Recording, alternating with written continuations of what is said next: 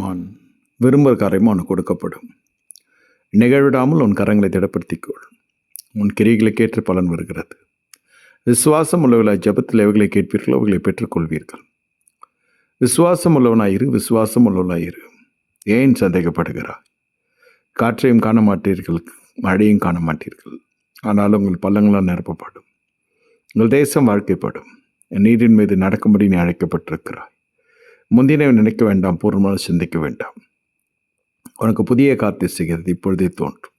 வனாந்திரத்தில் ஆறுகளையும் வாந்திரத்தில் வழிகளையும் உண்டாக்குற கர்த்தர். நீ சம்பூர்ணமாக சாப்பிட்டு திருப்தி அடைந்து வழிநடத்தும் தேவனாய் கர்த்தரை துதிக்கும்படி நீ அழைக்கப்பட்டிருக்கிறாய்.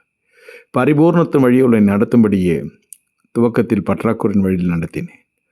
சில ஆசீர்வாதங்களுடைய அருமை உனக்கு தெரிய வேண்டும். இல்லாவிட்டால் துரிதமாய் வருகிற ஆசீர்வாதம் நிலைத்திருக்காது. நீயும் எனக்குள் நிலைத்தில்லாமல் போவாய்.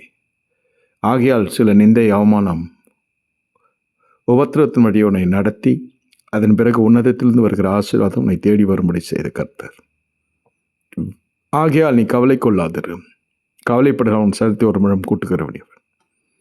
உனக்கு ஒத்தாசை வரும் பரலுக்கு நேரே உன் கண்களை ஏறெடுத்துப்பார்.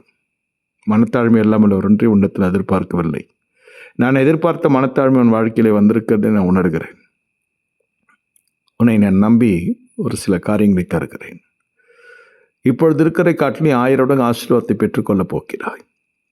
அப்பொழுது நண்பர்களாய் இருக்கிறவர்கள் பகர்களாய் மாறுவார்கள். நெருங்கி பழகி கொண்டிருக்க ஜனங்கள் விரோதிகளாய் போவார்கள். ஆனால் நீயோ நெருக்கத்திலிருந்து விசாலத்தில் வைக்கப்படுவாய். பொருளாதாரம் மனுஷர்களை பிரித்து விட்டதை நினையாதே. ஒரு ஆசீர்வாதம் உன்னை பிரித்தெடுக்கப்பட்ட ஜீவியத்துக்குள் நடத்துகிறது என்பதை உணர்ந்து கொள் என்று கர்த்தர் சொல்லுகிறார்.